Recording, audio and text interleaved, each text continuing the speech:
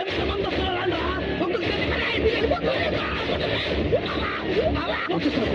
ముక్కలు పెడతా పోనీరా స్పీడ్ పెంచడానికి చెప్పేస్తాను. ఘోషం నీకు ఏమైందా నీకు?